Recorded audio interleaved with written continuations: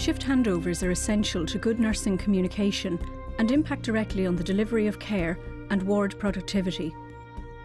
As part of implementing the Releasing Time to Care module of the Productive Ward series, the Shift Handover module was introduced in the Midlands Regional Hospital Tullamore. This module focuses on developing practical and structured methods of improving ward handover.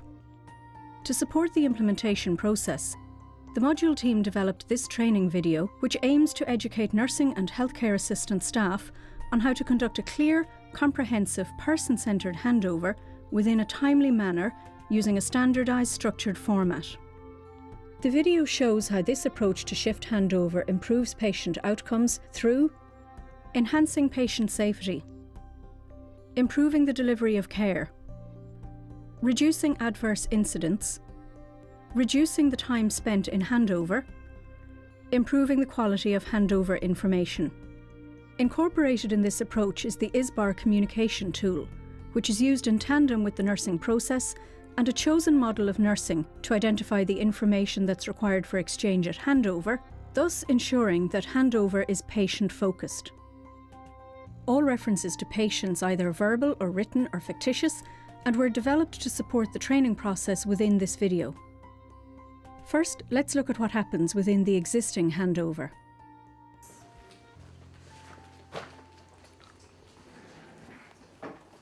Okay then, Ward 1, Bed 1, we have Mary White. Mary is a 76-year-old lady. She's married, she's a Roman Catholic, and her husband Sean is her... Oh, you're grand, Virginia, you're grand. You're right, the page. Okay. You all right? Yeah. We're just on the first one anyway. So, Ward 1, Bed 1, Mary White, she's 76. She's married, she's a Roman Catholic. Her husband Sean is her next of kin, and she also has a son there, James. His number's there. Told you about the homework too. Who did you say she lived with again? She lives with her husband Sharon. Lives with her husband. He's 82 or 83. Oh, he's God. an elderly gentleman. He's had a stroke in the past. Son is nearby though. Okay. Sorry, Sinead. David Black. Can he drink or eat, or what's the story with his? We're waiting on Salt to see him, Barry, so we were going to give him thickened fluids and soft diet. Thank you. But if he's not alert enough, just judge it yourself. If And you're you- unsure, just come back to us. Anyway, this lady, she came into A&E with her daughter-in-law, and she's an exacerbation of COPD. She's a past medical history of ischemic heart disease, atrial fibrillation, type 2 diabetic, peripheral neuropathy, PVD. She also has bilateral leg ulcers. Hello, medical too. Just 1 second. Sinead, it's Bridie's daughter on the phone. She wants to know how she got tonight. She wasn't too bad. She slept for short periods overnight. Okay. Yeah, she had a comfortable night. Okay? Okay. Talk to you later. Bye-bye. Alright. Yeah. She also had her appendix out when she was 28. She lives in a bungalow with her husband and her children. Her son is grown up, as I said, no known drug allergies, and she's on multiple medications. This lady has a Waterloo score of 23. She has home oxygen and nebulizers, as I said.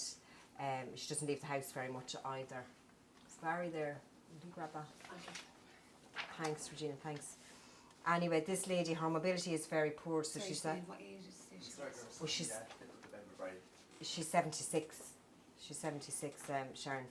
She's very poor mobility. She's Here, I'll get that. thanks. Hello, medical too. She's diabetic diet, but she's very poor compliance. You're back in 10 minutes. Thank you. She's very poor mobility, as I was saying. She's a high falls risk, mobile with a Zimmer frame and supervision. Home oxygen I told you about. She's still smoking as well though, so there's a bit of a problem there. She's diabetic and she's very poor compliance. She tends to eat sweet things as well. She is continent, does get short breath on exertion, mobile with the Zimmer as I told you. Pressure areas are high risk, and she's nursed upright in the bed with plenty of pillows. Anyway, back to overnight then. She wasn't too bad. Her saturations are low on the oxygen, so we need to Sorry, get who does she live with? her husband. Her husband. Her husband Sean, and he's 85 or 86. He's had a stroke in the past. Anyway, her temperature and everything was grand there overnight. Her EWS is high, but it hasn't really changed since yesterday. Yeah, just 1 sec now. Anyone see the medical essay, Joe? No, I haven't seen him since No. about 6, I'd say. 6. Okay. No, they're not here. Okay. Thank you. Bye-bye. Sorry. You're okay, you're grand. She needs to be seen by the respiratory nurse and the diabetic nurse. And anyway, she was grand. She wasn't too bad now overnight. Bed 2 is David Black. David is an 82-year-old gentleman and he is from Tullamore. He's a married gentleman and he has a son, Tony, who lives up in Dublin. He's with us 2 weeks now and he had a left CVA with a dense right-sided weakness. He has past medical history of Parkinson's disease, hypertension, dementia. He had poor mobility prior to this, but now he's fully immobile, ulcerative colitis and ischemic heart. Getting back to Mary White, is she still on IV antibiotics? Oh, she is, yeah, sure. She's on IV TAS and IV Hydro, and it's day 3 today. Day 3, okay. Cannula due to be removed tomorrow. Okay. Hello? No, I'm sorry now, it's protected meal times, okay, so it's not visiting time, alright? Anyway, now where was I? What did I tell you? I told you the past medical history bit. Anyway, yeah, he was living with his wife before this, and I told you about the grown-up son. He's an allergy to penicillin. He's on Cardora, Aricept, aspirin, Lipostat, and Ibixa. And at the minute, we're having to crush his medications just because of his swallow. His Waterloo score is 16. The plan now is for this gentleman to go to a nursing home, and we need to chat with the public health nurse about that, whether he's on discussion at the meeting. Yeah, today, is he? Yeah, definitely. Yeah. Perfect. And just to chat with the son and the wife and see what nursing home they want him to go to. Okay. So anyway, what else is for him? You know about the meeting, so you'll be down at that. Is that all right? Yeah. That's your gang, guys. See you That's later great. on. See you tonight. Thanks, Bye. Shay. Mine again today. Oh, section A, Regina. You're with me. Thanks.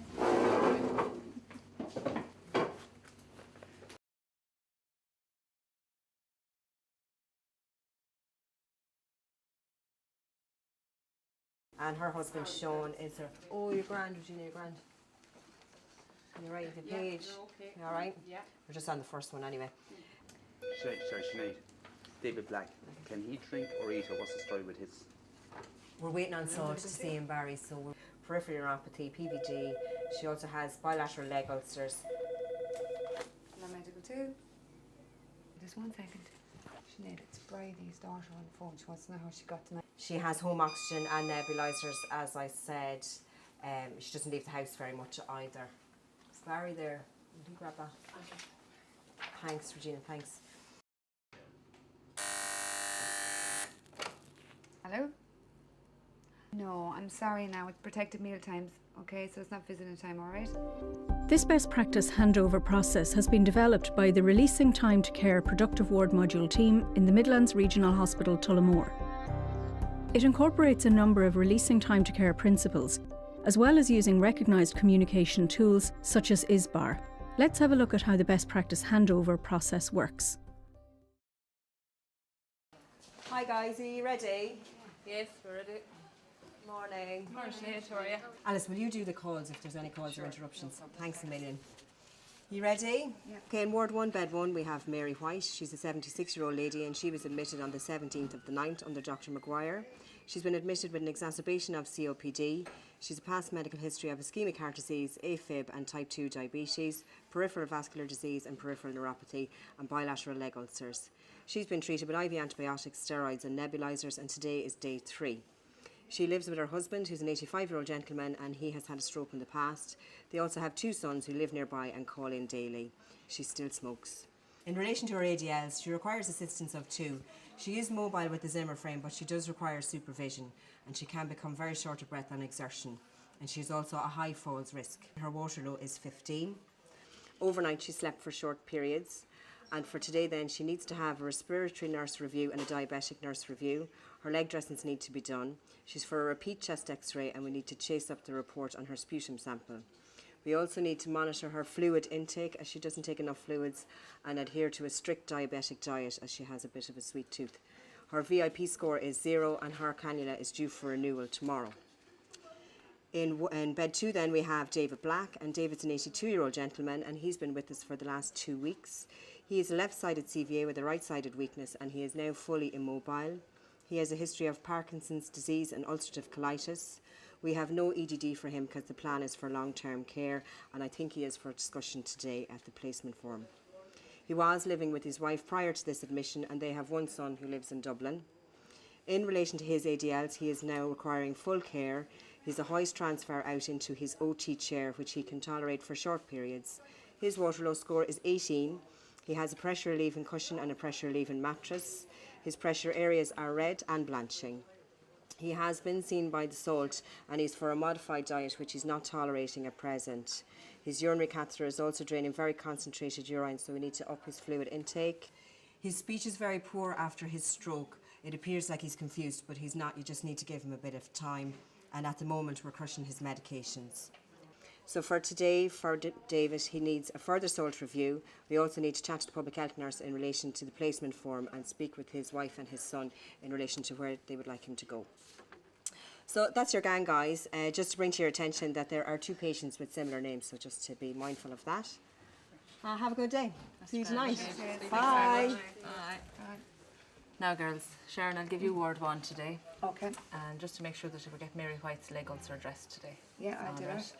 And Alice, just in relation to Mr. Black, are you going to the forum today? I am, yeah. Okay, so we'll have the information about his long-term care plan then. Okay. Okay. Right, Okay. girls. Let's start. Healthcare assistants play a vital role in the delivery of patient care and are an integral part of the ward team. As part of the best practice handover process, the healthcare assistant is now formally involved in handover. Previous practice involved an informal approach to communicating with the healthcare assistant. Now the nurse in charge formally communicates relevant patient information such as personal hygiene, mobility and dietary needs to the healthcare assistant using ISBAR. Let's look at how this works in practice. Morning, Murray. How are you? Morning, Barry. I'm grand, thanks. You're the healthcare assistant with me today, Barry, so I'll just give you a quick rundown on the patients. We have Mary White. She's 76. She came in with an exacerbation of her COPD. She has a very low oxygen saturation, so she needs her oxygen on all the time. She needs help with toileting and hygiene needs. Her mobility is a problem, so she needs close supervision if she's moving anywhere. She's a diabetic diet and needs strict supervision with that as well. Brilliant. She needs an intake and output chart because she's not drinking very much, so we need to monitor what she's putting in. The next patient is David Black. He's 82. He came in with a CVA. He has a dense right-sided weakness. He needs a full nursing care. He needs a hoist to get out of bed. And the OT has supplied a chair for him, but he can only tolerate that for short periods in the daytime. He's difficulty in swallowing. Speech and language have seen him and they've modified his diet, but he's not tolerating that very well. He has a catheter in and a straining concentrated urine, so he needs to drink plenty as well anytime you're passing. Do you need weights on any of the patients? Oh, we need a weight on the new lady, Bridie Green. Thanks very much. Talk to Okay, you later on. thanks. Thank you. A new initiative called Meet and Greet has also been introduced as part of the new process. This facilitates the opportunity for staff coming on duty to be introduced to their patients by a member of staff from the previous shift. This short clip demonstrates how this works. Good morning, Mary. Just want to introduce you to your day staff today. You have Regina and Barry here. They're going to be taking care of you for the day. And I'll see you tonight. Bye. Mary. We'll head over here then to...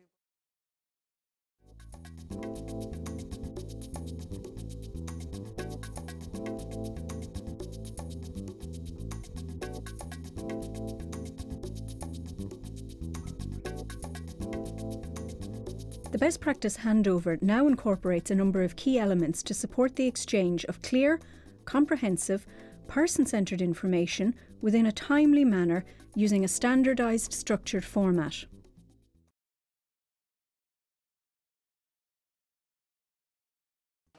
Hi guys, are you ready? Yes, we're ready. Morning. Morning, Sinead, how are you?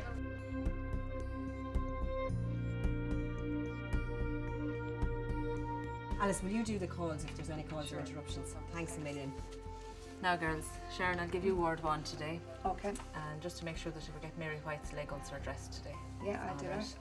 And Alice, just in relation to Mr. Black, are you going to the forum today? I am, yeah. Okay.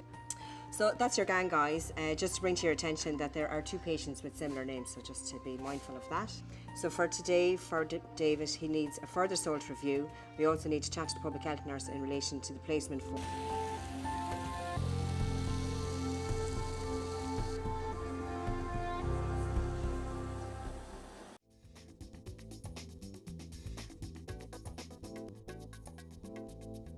Good shift handovers are essential to good nursing communication and impact directly on the delivery of care and ward productivity. By using a structured, standardised approach and incorporating specific communication tools such as ISBAR, the nursing process, and a specific nursing model, it's clear, through a comparison of existing and best practice, that the impact of this approach can demonstrate improvements in areas such as communication, increased productivity with less time spent on handover, a focused approach to handover, inclusion of relevant staff, use of the patient communication board, and patient safety. Where the best practice handover process has been implemented, these improvements have been achieved. Here's what some of the nurses in Tullamore think of the new handover.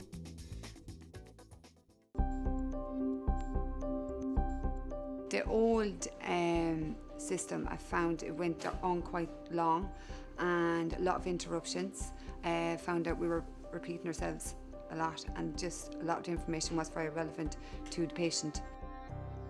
Well, I find it's more structured. There's a set person in charge and you know who you're given handover to, and the information is very relevant to the patient, so we're not wasting time. Therefore, we're back out on the ward with more time for direct patient care. Well, in the current system, we had to make a lot of notes, and there was far too much notes really, and you don't have time to consult the notes when you're caring for patients. With the new system, all the information is available on the board and it's there at a glance, and we know that everybody is working off the same information.